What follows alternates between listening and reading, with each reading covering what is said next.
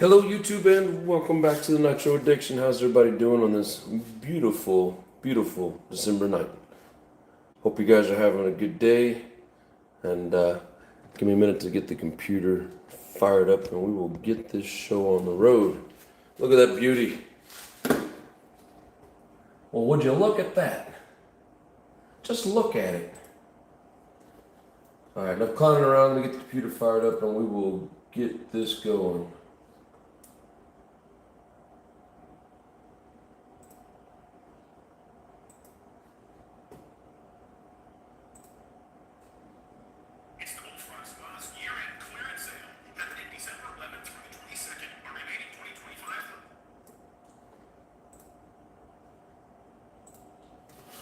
Alrighty, let's see, we've got Big Boy's Toys in the house. What is up, brother? She's a real beauty, man. Thank you very much. I appreciate that. Look there. Those are some cool stickers. Oh, you can't see that, can you? Look at that. Anyways, alrighty, we've got all aspects in the house. What is up, my brother? It reminds me of a bird. Nitro Pimp, welcome. I see you got your package. Hope everything was good. What's up, King Nerd? Rinks is in the house. We can all be our true nerd selves now that the King Nerd is here. All aspects says looks fast. Looks fast, drives fast. It is fast. It just has a driver that's not used to the track that they just built. But we're getting there. What is up, bro? I'm doing good. Hope you're doing good. So, that was a crazy race. I had a blast. Saturday night, we were there till 10:30 doing the qualifying.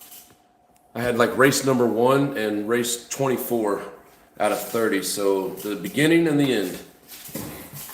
And then race day, I was number 7 and number 12, so I had the whole rest of the day to just watch and help out and film. And so I got some good footage, different races. I'm gonna put out some different videos throughout the week. Haven't got anything out from it yet, so just be patient. I hope you guys got to check out the race. Can't talk about it. Tears will flow. Thank you. You're welcome, my brother.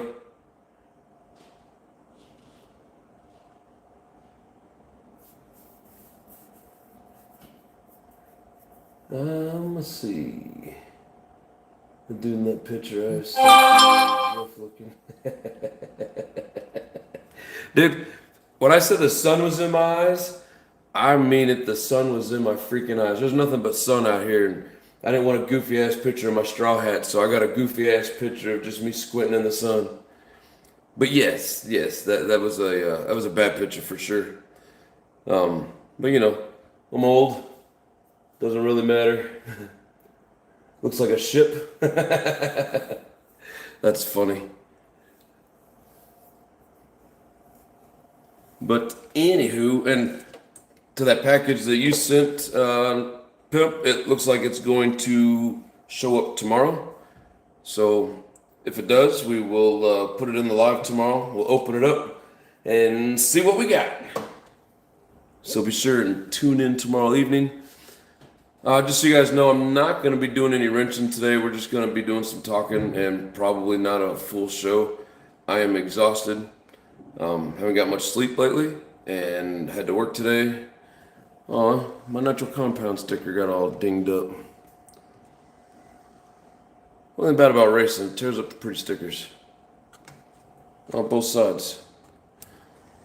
But anyways, we'll just do a bunch of talking and we'll go through our experiences, the fun that we had, the homies that we hung out with. We're all old. Yes. Yes, very much.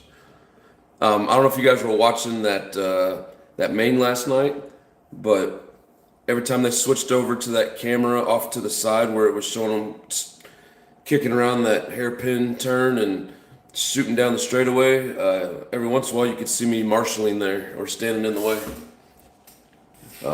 They asked for a volunteer, and I was like, sure. I was standing right there too when they asked for it. I was like, well, I'm here, I might as well. And then I got some good footage of it because my buddy Tony decided to come over there and give me a hand. Kudos to him. We both made it the full hour.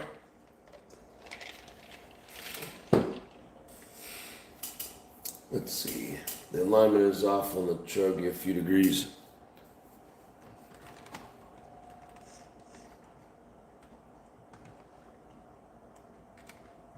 Is that better? It is towed out.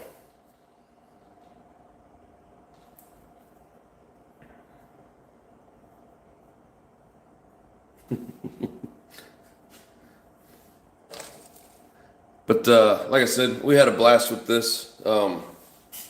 Fortunately, this guy's got a brand new power plant coming. Can't wait to see it. Can't wait to break it in. Can't wait to race it. It's going to be fun. But then took a hard hit here on this corner.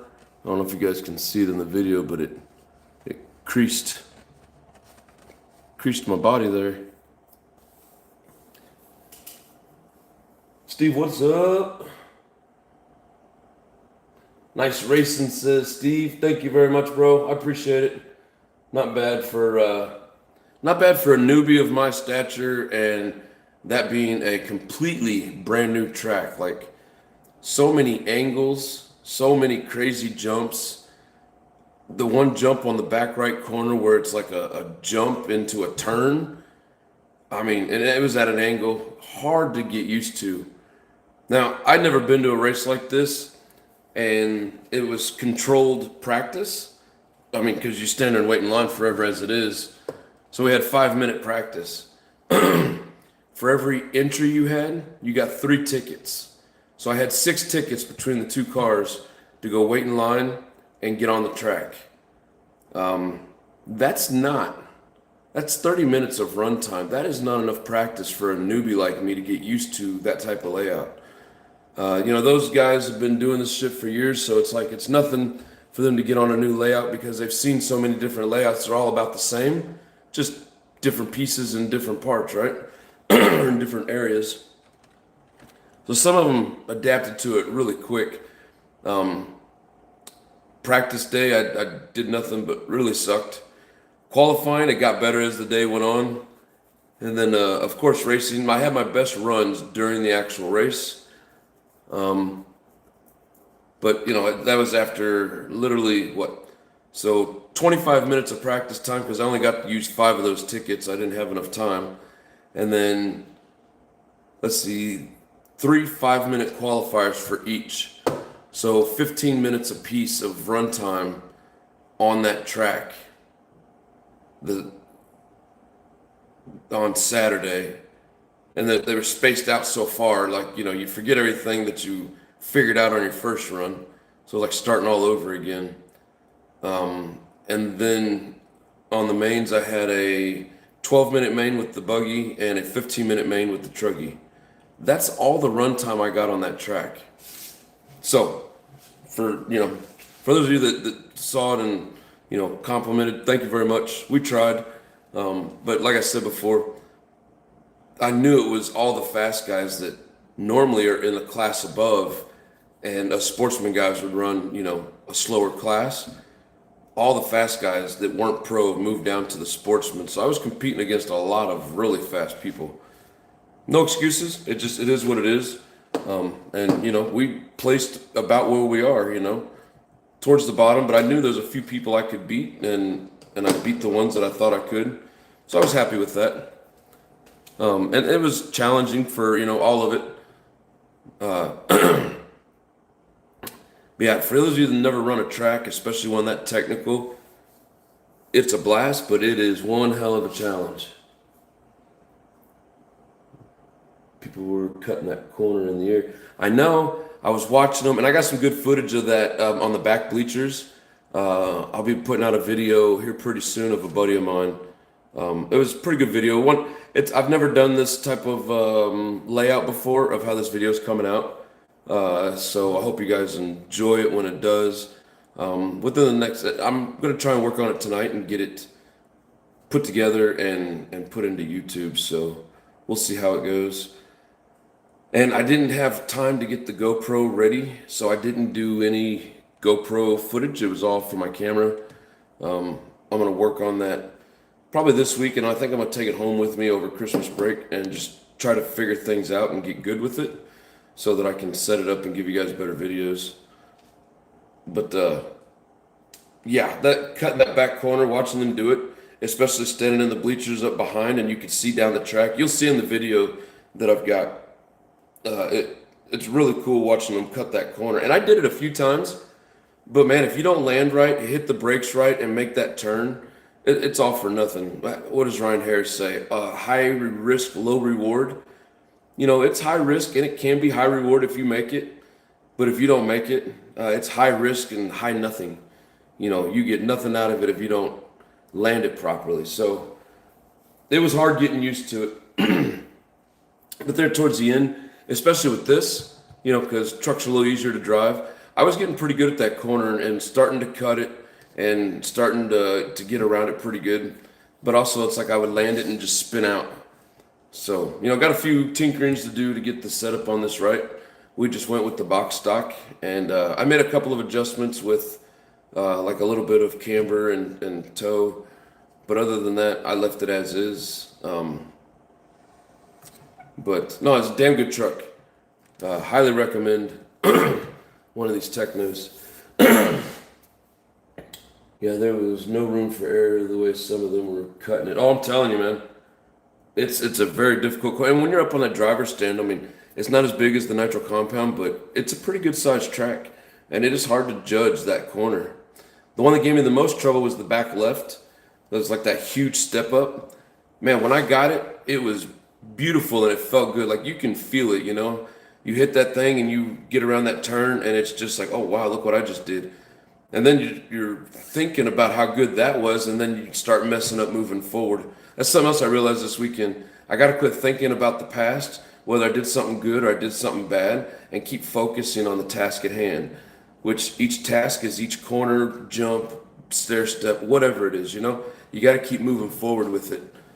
You know, I probably already knew it, but it's one of those things that kind of clicked this weekend. Like, man, I've really got to stop doing that and just move forward.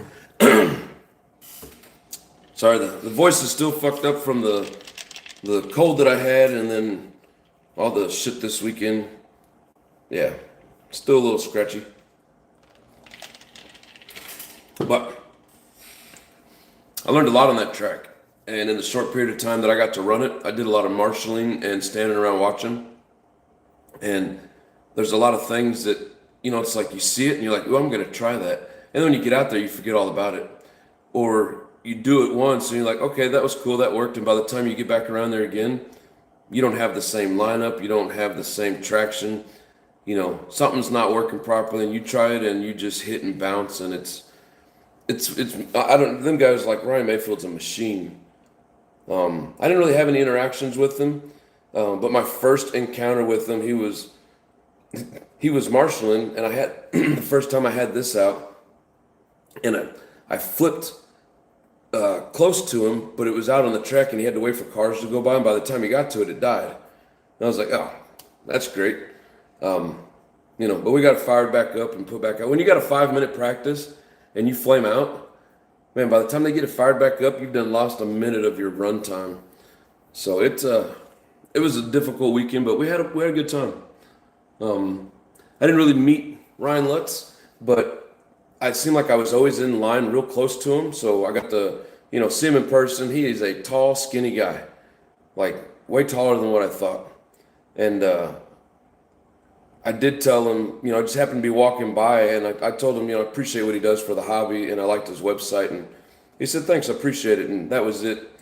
You know, I didn't want to stop there and be that goober and, you know, be like, oh, talk to me. You know, those guys, you know, they're just there having their own fun, and I didn't want to be rude. So just told him I liked his shit and appreciate what he did, and he was thankful, and that was it. But for you Kyosho guys, I know Bob's is either in here or coming. What's up, Joey? How you doing, brother? Let's see what I missed. I think I missed a few people here. But yeah, a few Kyosho guys. Most of the breaks I saw were Kyosho this weekend. Ryan Lutz, he was running a hell of a race, but his spur and clutch bell, he had something missing teeth or something because he drove by clicking a couple times and then he was done. And that basically kept him from advancing in the pro buggy. So it seems like every time I see those MP11s racing, somebody's breaking something. Not saying that they're not good quality, it just they're either hitting wrong or something's up, but it seems like every time I see the MP11, it breaks. I'm just saying. Pros made the big jumps look easy. Yes. And they made the Dragons back to the far right after that whoops is what they call it, the big mountain that you had to roll over. They made those Dragons back look easy. And watching them, it was double, was it a double triple? It was either that or a double triple. I think it was double triple, and they tripled the very last portion of it and then turned that corner real fast.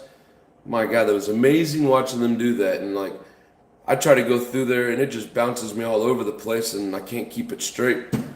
But I got to marshal that corner during the last main where the Dragon's back was, and watching them come through there, it was the coolest shit. Like I got a video of the whole thing that we'll be posting. Really cool to see up close them get around that corner.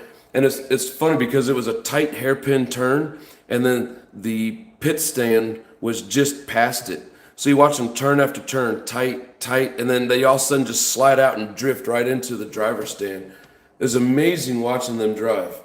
I hope to be half that good someday. You know, I know it takes a while, but someday. But anyways, I think I said it, but hello, Joey Ace. What's up, brother? Doing well at place 4th in my first Nitro buggy race. Hell yeah. I placed way down towards the bottom out of like, there was 3 heats of 12 people in the buggy and 2 heats of 12 people in the truggy.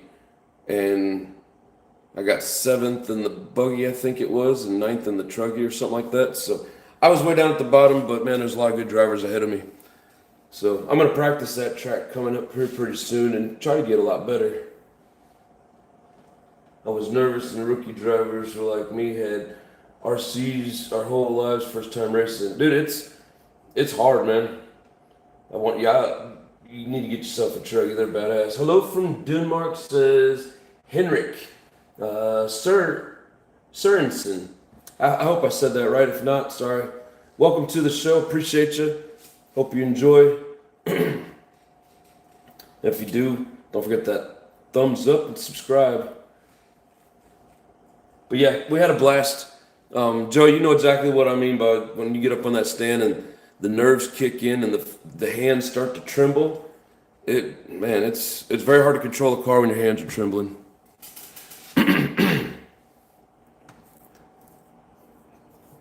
But yeah, so we didn't place very, very high, but I was happy with my progression. My mains were the best races that I had. And yeah, I still crashed, but I was starting to get like that back right corner. I cut it a couple times and, you know, just tried to play it safe through most of it and actually made the turn coming out of it. I was happy with my progression, to say the least. But a little more practice on it and sweaty palms, yep. Mom spaghetti. What? Lane Duck, what is up, Travis? How you doing, brother?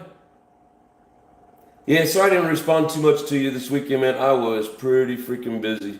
Dang MP11 made a glass, says Steve.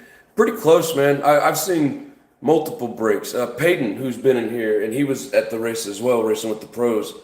I've seen him break his twice, and it was like 2 weekends apart. Now, I don't know what he's doing with the buggy, but I know he went techno truggy. We were building these the same time last week, and I don't know how he did in the race. I wasn't paying attention to everybody's races, but yeah, I hope they get it fixed with the Kyosho. You know, I don't have anything against the Kyosho. I'd like to see them be successful. I like all the brands. I think they should all be successful. But right now they're having some issues with some parts breaking on for sure.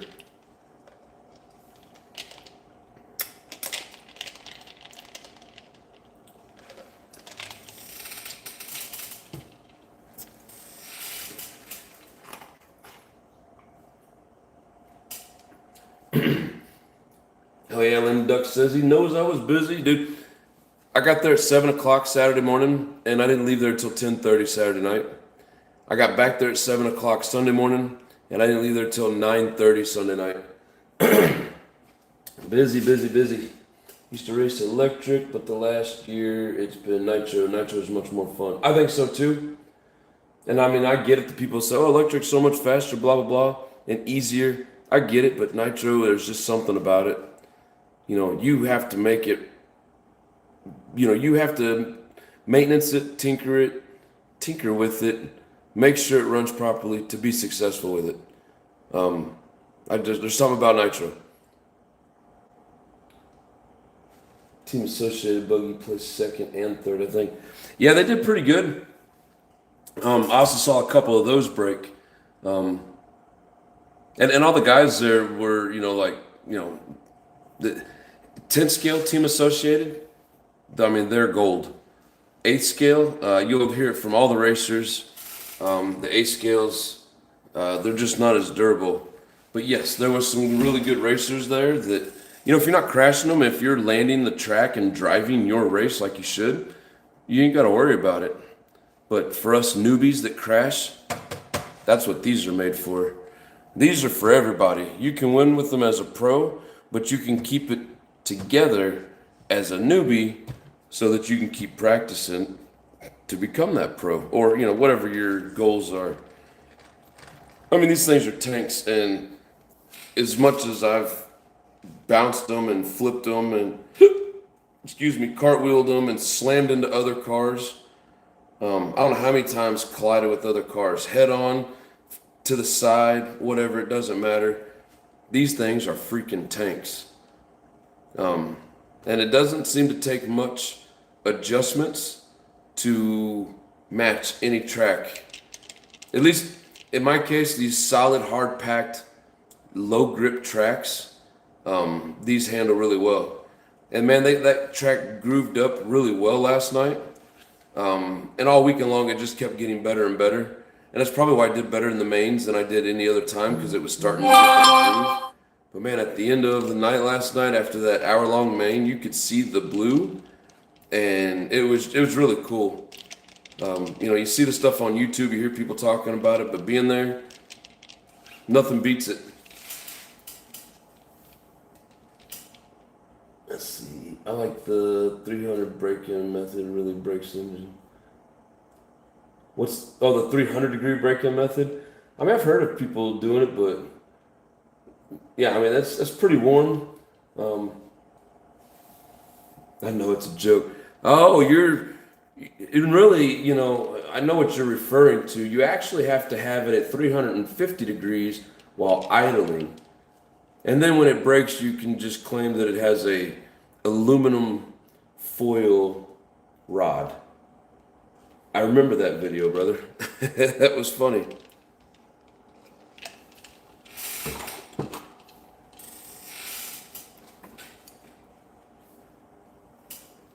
But yeah, a little warm for a break-in, of course. Yeah, I'll never forget that video.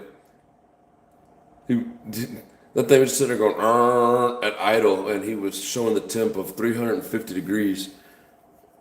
And that was only on like the third or fourth tank. And by the sixth tank, it locked up. And it locked up so tight, basically the piston was stuck in the sleeve, and the sleeve came apart, like literally broke in half at all of the ports. Pretty funny. 350, are we baking a cake? Maybe. It's a true story. I don't think the video's out there anymore. I think it was taken down.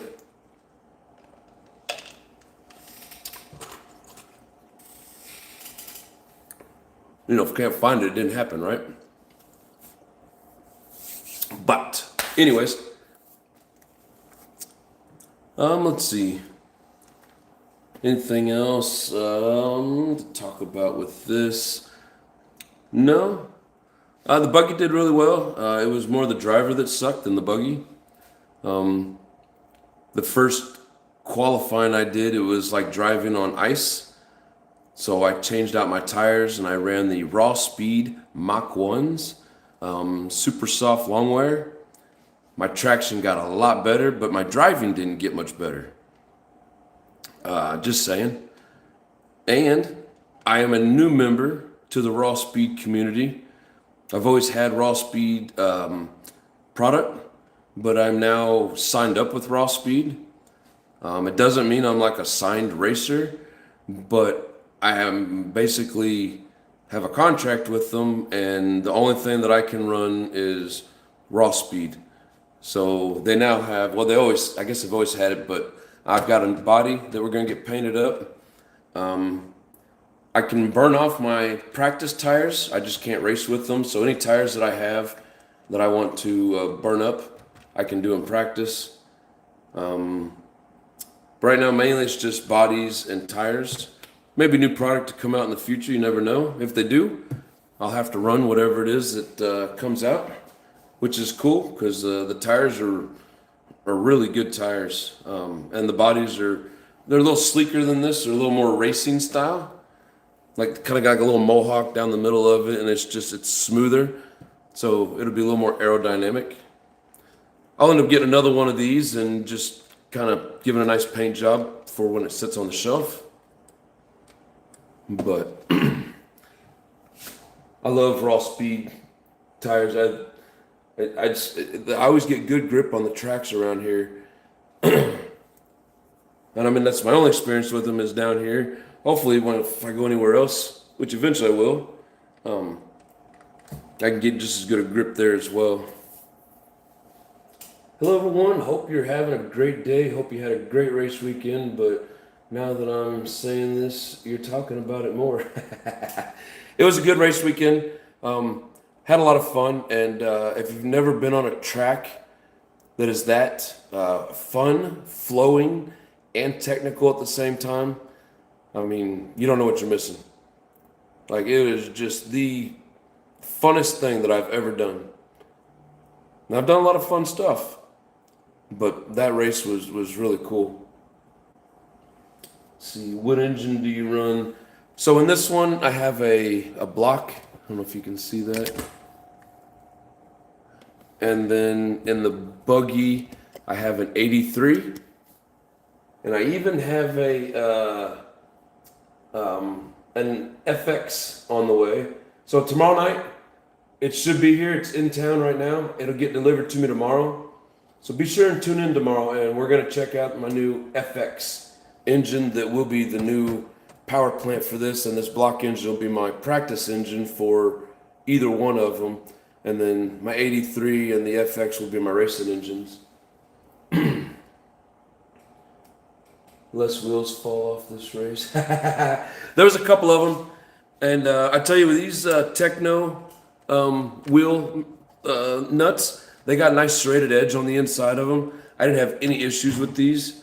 But the ones that are like you can barely get them off, and I will never fear of losing a tire with those Avid wheel nuts, those orange ones that I've been running. Oh my God, those serrated edge on them is like razor knives, and it just digs into the plastic and you almost can't get them off.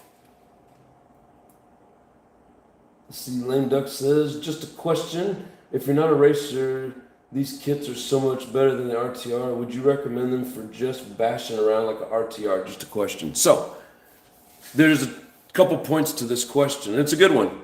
And this is just my opinion. I'm sure everybody out there has their own opinion on it. I'm going to say, as a basher, yes. If you have the budget for a kit or even a used kit, so you're going to pay basically an RTR price. Maybe you have to put your own engine in it and electronics. They may come with it. You never know. They are so much stronger. The plastics, the rod ends, the shocks, everything about them. The chassis, they're so much stronger than RTR. Because when you're bouncing around on these hard packed tracks, they make them so that they don't break. So for me personally, I would rather spend the money on a kit than an RTR, even used, especially if you're going to bash. Used is great. For me, I wanted a new one regardless. I was wanting to get it. Whether I was racing or not, I would still get it just because I had the opportunity and I wanted it. But yes, for bashing, me personally, I would go RTR. Or sorry, kit. Just for the simple fact, not all RTRs come with the 775 aluminum chassis. Things are strong. The shock towers are usually way better. The plastics even seem to be stronger. The metal and the linkages always seem to be stronger. Just my experience between RTRs and kits. Everybody's got their own preference, but me, even as a basher, because I bought that Mugen buggy, and that's all it was until I started hitting the track there in Omaha. And even then, when I was running it on there and crashing, nothing really broke on it except the wing. So in my mind, kits are the way to go especially if you're going to do hard bashing or racing. Now, if you're going to just send it, 20, 30 feet in the air and you're not planning on trying to land on your wheels, it's a lot of money to go through and do things that'll possibly break it. But if you're just wanting to bash around in the grass, some dirt, maybe hit some small jumps, even the big jumps. I mean, I've seen these things at the track just launch, come down nose first, whatever, and just keep going. So it depends on your budget, depends on how hard you're really going to be on it, and what your expectations are. Just my personal opinion on it. Let's see here. What's up, Santa's Rage? How you doing, brother? Welcome back. Let's see. Serious basher that's not tearing up their equipment up. Yeah. If an RTR suits you, see, I like to personalize my stuff. I like to run my own electronics. I don't like RTR stuff because, yeah, some of them are good, and then some of them, they just, the servos junk out, the radios junk out, whatever. If you're using an RTR radio, you've got to have all these different radios for any and all different RTRs. So I like to run one radio, one style of electronics, my own stuff. So that's how I look at it. If you like the looks of the RTR and you just want to buy it, do some light bashing, and you don't care about the extras, RTR is the way to go. But me, I'm picky when it comes to things. I'm not necessarily saying like a snob, but picky in the fact that if I know something's not going to break, I'd rather spend a little more money on it to not have to work on it like that and replace parts, as opposed to going cheaper. And then eventually within the first year, you might as well have bought a kit anyways. That's how I see it. Nice truck. You will love the FX engine. Yeah, I've seen some cool videos on them. I've seen some at the track. I've never heard a bad thing about the FX engine, so thank you for that input. And like I said, be here tomorrow, 5:02. I'd have to look at the picture, and if Nitro Pimp's still on here, he could tell us. I don't remember exactly what the number on it was. Is there like a 503K? Because that sounds familiar. I agree with your opinion about the kit versus RTR. Thank you, John. You're welcome, brother. And again, it's all about the budget and the actual preference. Some people like to have things that just come out of the box and run, which is fun.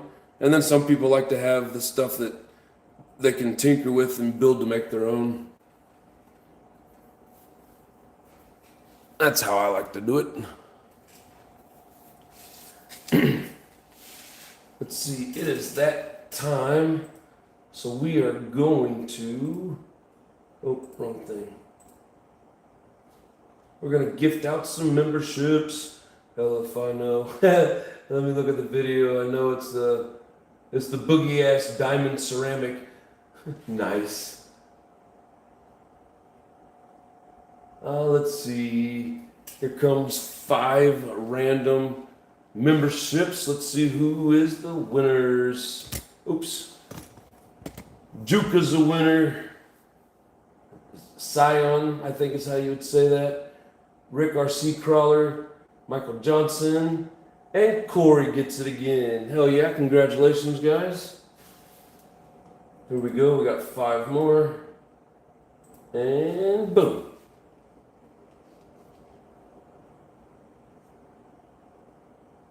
We've got Doug Taffel, Rocky Perry, Madison Witchens, however you say it, RC Fanatic, and Hobbyman RC 79. What is up? Congratulations, guys. And if you didn't get it, I apologize, and maybe next month.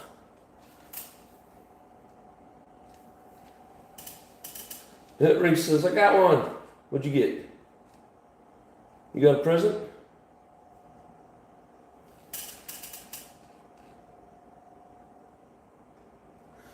I don't think you did. Every time I give you a wrench, you break stuff instead of fixing it.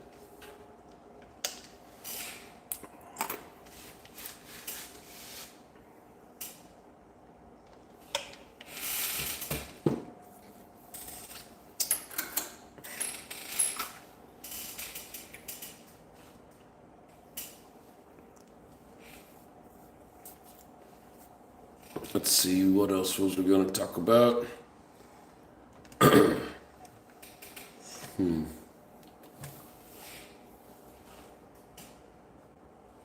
Nitro Pimp says it is the K5DC. Hell yeah, now I'm going to have to look that up.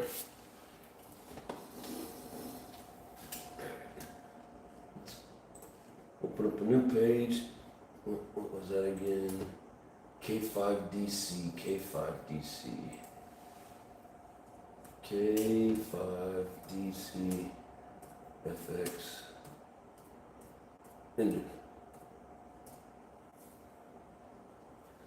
The K5DC engine refers to a high-performance 8th scale nitro off-road racing engine.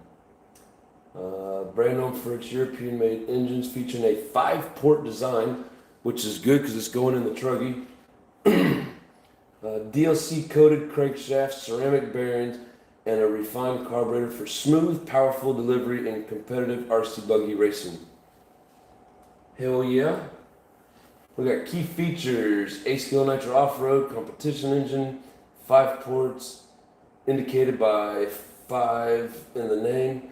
I thought so, but let's see. DLC, diamond light carbon, coated tungsten balance, bearings, high precision, German ceramic rear bearing, Japanese front bearing, carburetor alloy body with 3-needle adjustment for easy tuning, power around 2.65 horsepower, 33,000 RPMs for similar models like the K501. Application design for 8-scale RC buggies and trucks. Specialized internal combustion engine, blah, blah, blah, blah, blah. Maximum bottom and mid-range, power reliable, but precision tune. See, that low and mid is good for the truggies. It gives them that torque. So that is badass. And there's some videos out there on it. But yeah, tomorrow we'll be doing a basically an unboxing. Not like a brand new unboxing, but it'll be a brand new unboxing.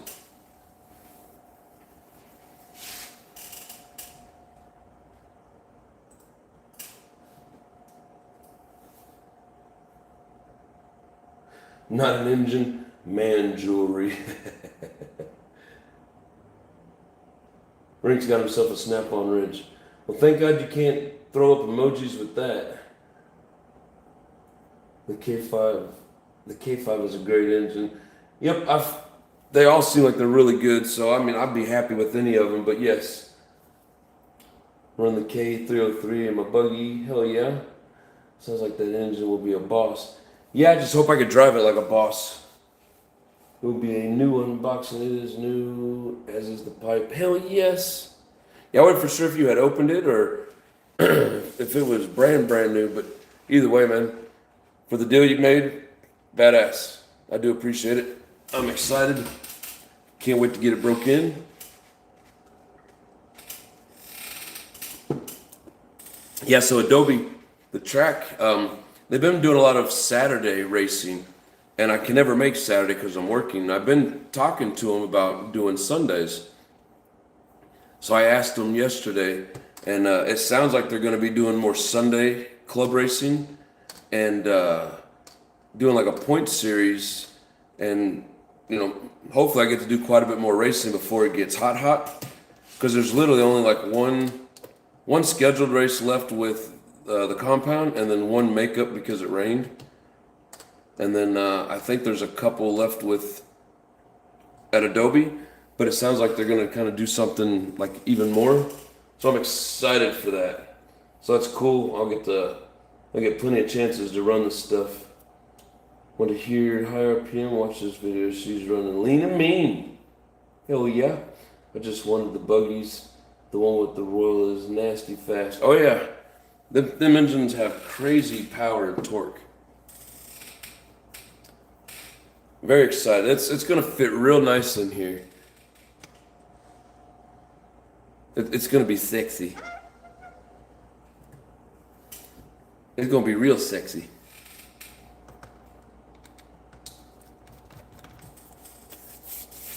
Oh, let's see what else.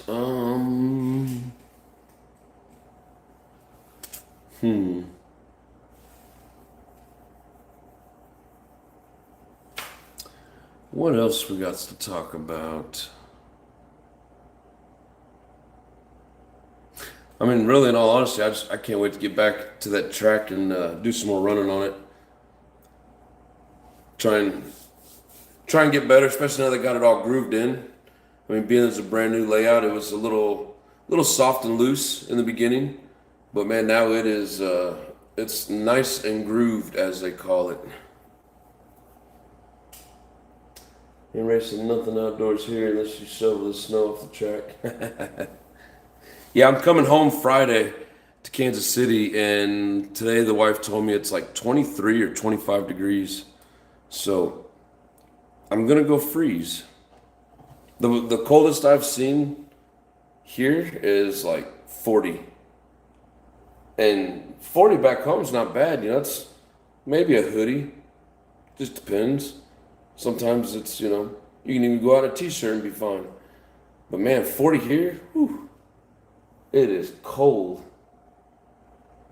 And I don't know if that's just because now my blood's thinner, or if it's because of the difference in the air, the desert, whatever the case it is.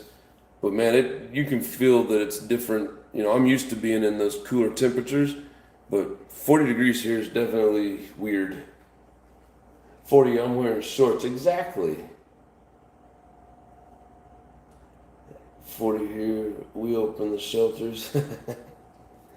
Yeah, 40 in Florida, that's kind of like here, a little more tropical, a little more humidity. See, here without the humidity, the temperatures are different. We don't own pants. There's not many people down here that do either. I'm one of the few people that wears jeans, out to the track. Everybody else is wearing shorts. But most of the time, they're wearing hoodies. As long as it's not like 110 degrees, they'll have a hoodie on and up to keep the sun off of them. And then as it gets cooler, some are even putting on these big old huge coats, but they're still in shorts. And it's crazy, it's me. I always wear jeans because of working and stuff, and then when I go to the track, I don't want to get my shorts tore up, so I'll wear my work jeans. They're getting dirty. They're going in the wash just the same as if they would if I wasn't going on the track. That true story, yep. Oh yeah. Yeah. But when I went up to Minot, and the locals kept saying, just hold off on putting a jacket on as long as you can. And when the locals start putting a jacket on, then it's time. And if you, basically, like if you prematurely put a jacket on, you're kind of setting yourself up. You're psyching yourself into thinking it's colder than what it is, and you're not letting your body get used to it. So I kind of followed along with them. They weren't wearing a coat, I wasn't wearing a coat. But, you know, when it gets down to negative 45, negative 65 with the wind chill and the wind's whipping, it does not matter. You are going to die. Like, it was pretty bad. Then I had a 3-foot blizzard that lasted for 3 days. And then at some point while we were there, there's one of their roads that it like dips down in between these hills, and that whole valley of road would just filled up with snow. It was like 14 or 15 feet of snow from the drifts. And they have these huge, I mean, it's almost as big as, it's like a really long stretched out dump truck with a bunch of blades on it. And I mean, the thing's just huge. And it was like the snow was up over the roof as he was going through and plowing it. It was a pretty cool sight, but pretty scared as well, or not pretty scary, because, you know, when you're sitting there in a 3-day blizzard, nothing's open, and you think you got enough food packed up, and it doesn't look like it's going to end, you don't know what the hell is going to happen. So it was a little creepy. Wonder Bread, what is up, my friend? I am good. How about yourself? I'm tired and exhausted from this weekend, though. I've had struggled all day long keeping my eyes open.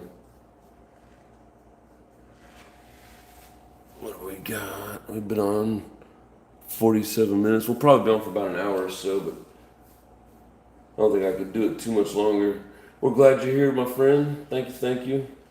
It is those lean times we keep pets. And the beauty of it is we had 3 dogs and a cat with us. So, you know, but there's 4 of us, so they'd have gone fast. I don't think the old lady would have gone for it, though. Unless she was really, really hungry. But, no, that's... I don't know how people could eat cats or dogs.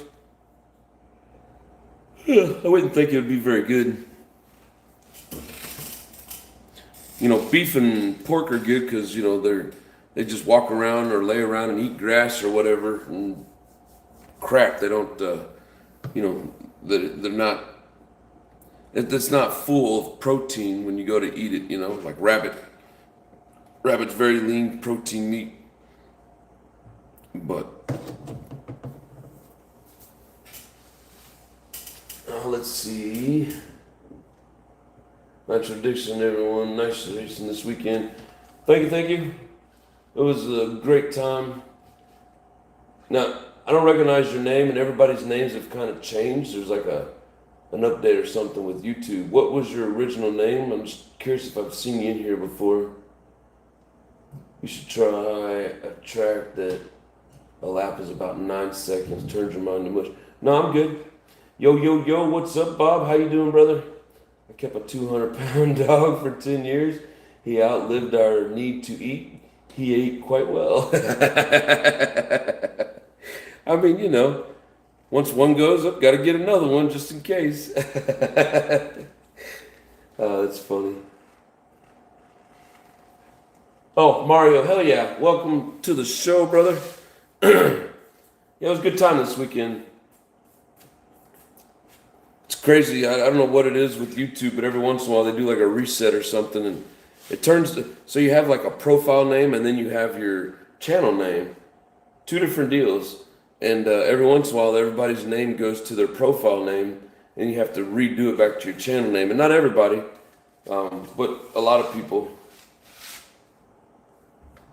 SCRC. Excuse me. My aunt's father used to raise show rabbits. They had to move and couldn't take them with. My grandfather took them and we ate them. Oh, that's funny. So, I don't know what exactly like the differences in all the rabbits. I know you said show rabbits. Used to have a friend that lived in Illinois, and I went to visit him, and he was at his brother's house, and his brother had a TV, like one of those old school TVs, the big giant tube TV, like where it's like a big wooden box that, you know, all our grandparents used to have back in the day, and on top of it was a cage with a big old huge floppy-eared bunny in it. And I was like, oh, cool bunny. And they go, yeah, that's dinner. And I was like, what? And they go, just in case. I started laughing. I was like, you people are some funny shit. Big Boys Toys. What is up, my brother? Dropping the 20. You are freaking awesome. Go to Kmart and buy some thermal underwear. Yes, sir. Thank you much. Giving you a heart on that one and a like. I appreciate you, bro. Awesome, awesome. My wife's miserable, so that means I have to share her misery. Tomorrow, we learn a Losi 8T two-stroke together. Hell yeah. Thank you, brother. Have a good night. Be sure and join in, and we'll do an unboxing. Same time, same place.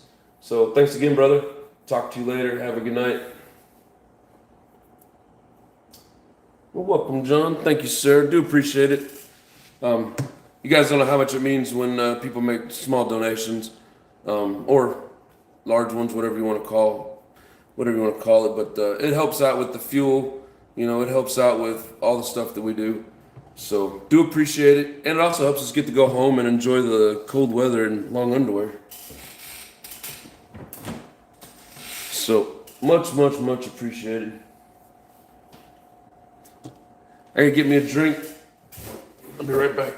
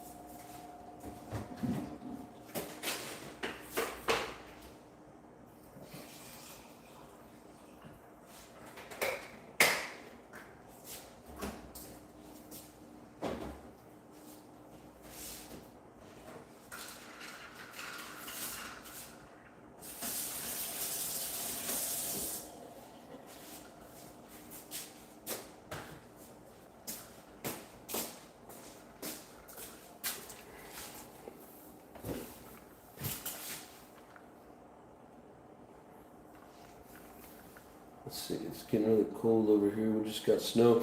Whereabouts are you from, Wonder Bread? You don't have to give me exact, but like what state?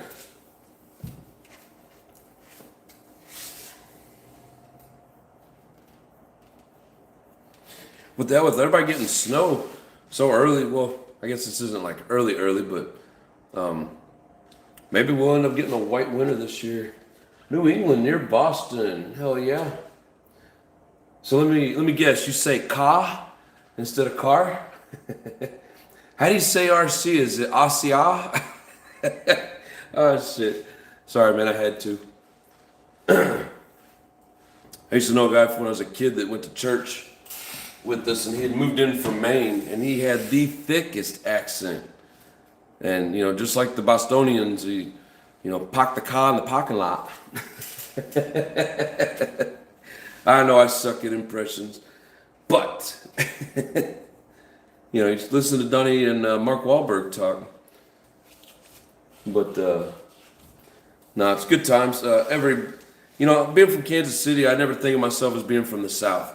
When I go north, everybody thinks I'm from the South. Apparently, I've got like this deep country hick Southern accent that I didn't know I had.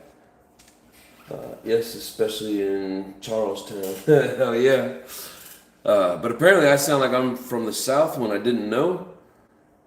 You know, and I grew up in a small town, and all the little country boys, we called them hicks, and they all had that country twang, but I never felt like I talked that way until I went up to, like, when I was in Minot, there was a bunch of people from Minnesota, and they all kept telling me how much I sounded like I was from the South. And even in New York. Now, I met this guy at the job that I was at, and he's like, so what part of the South are you from? And I just looked at him, and I said, Kansas City? And he goes, close enough. I'm thinking, Kansas City is not, you know, it's like midway up, at least. I think of South as like Oklahoma. When you get to Oklahoma, you can hear the accent change. Missouri, we may sound like hicks, but I never really thought of it as being like, you know, we sound like we're from the deep South. I go to Wisconsin years back, and I'm working in Eau Claire, Wisconsin. And if you never met people from Wisconsin, they've almost got like especially what they consider to be the hicks out in the country. They get this really thick, almost like a Canadian accent, eh? And I'm not very good at it. But this guy at the parts store, he just looked up at me and he's like, "So where are you from with that accent, eh?" Just like that. And I looked at him and I was like, "Where I'm from, you've got the accent." And there's about 5 of them sitting back there and they all start laughing. But, it's good times. You hear different people say different things and, it catches your ear and you're like, what the hell did they just say? From the South, you sound nothing like any of the people from the South. I'm from Nashville, Tennessee. I don't get it, man. People up north think that I sound like I'm from the South, and I'm like, okay, whatever. I grew up in a small town in the middle of Missouri. I don't know. But of course, everybody up north, a lot of them talk like Canadians, and when you don't use a and you don't have that same accent they do, they think you're from the South. Hell, people in Wisconsin think they're from the Midwest. And it's like, no, you're like mid-north. Like Kansas is considered Midwest. Missouri, at least half of it's considered Midwest. Everything growing up as a kid in Missouri, in that area, it was always Midwest this or Midwest that. They used the region as, for stores, whatever the case is, baseball events, stuff like that. And then you hear people from Wisconsin say that they're Midwest. I'm like, no, no, you're not. They're actually north and east of where I'm from. I have family in Indiana that sound like Larry the Cable Guy. That's funny shit. You sound fine to me. We have different types of hicks over here. Yep. We had people move up from the Boot Hill, like my neighbors. They moved there when we were little kids. And then, and I say the Boot Hill, Missouri's got that little Boot Hill right, south of St. Louis. But man, they really sound like thick country hicks from that part. And, I think I'm southern Missouri having more of a hickish or a southern accent, but not where I'm from. But, any little difference when you go to someplace new, then everybody thinks, they all think the same thing. Let's see, in Pennsylvania, we just use words that are not in the dictionary. Oh, yeah? Give me an example. Like doohickey. Yeah, we say doohickey. And y'all, everybody thinks that's like from the deep south. Like, I grew up in Missouri saying y'all, as in you all. I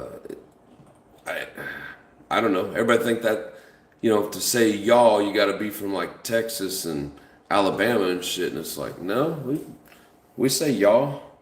But my neighbors, like I said, were from the Boot Hill.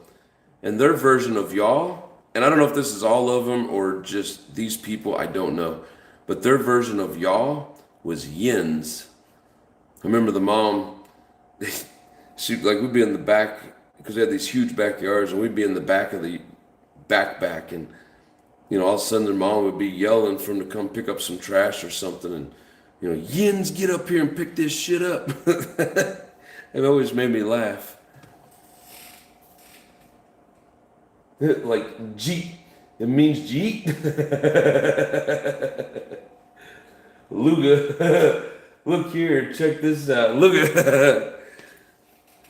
Yeah, we've all got crazy words like that. One of my teachers in 8th grade, and he was from the same town that I was from.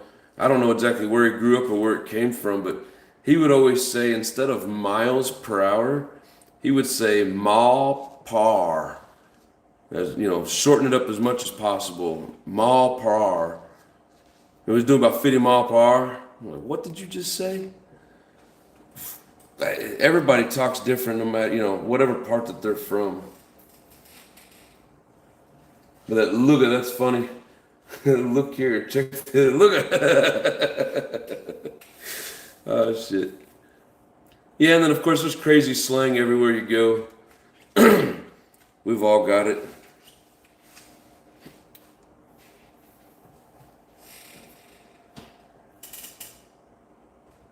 Forget about it. That's more New York. Forget about it. Is that lazy English? Yes. Yes.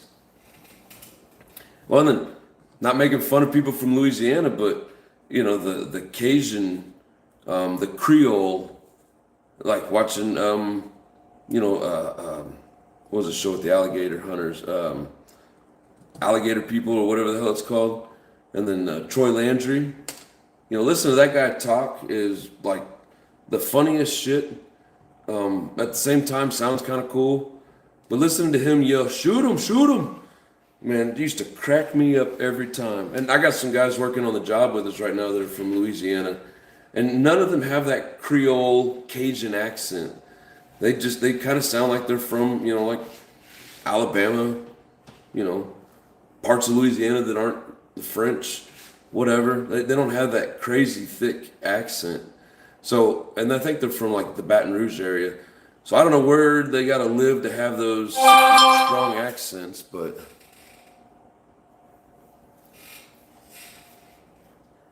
is that lazy English? That's some funny shit. But yes, verbal economy.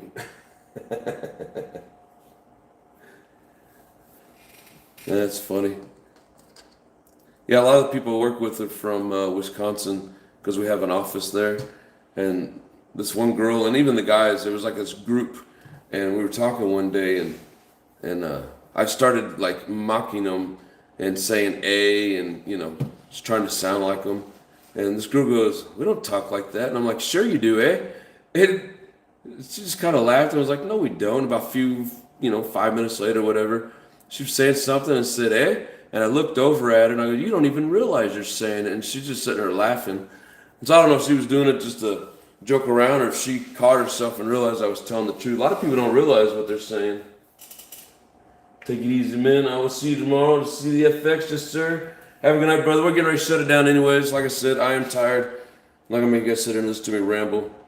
But tomorrow night will be the last show until after the 1st. We'll be back on like the 5th, that Monday. So have yourselves a Merry Christmas if you don't make it back tomorrow night. But yeah, join in. We're going to check out the old FX. Can't wait to get home and pop it open. So appreciate you guys. Or should I say men and women? I don't know how many women are in here tonight. But anyways, I'm exhausted. I need to go to bed. Got a couple things to do. So appreciate you guys.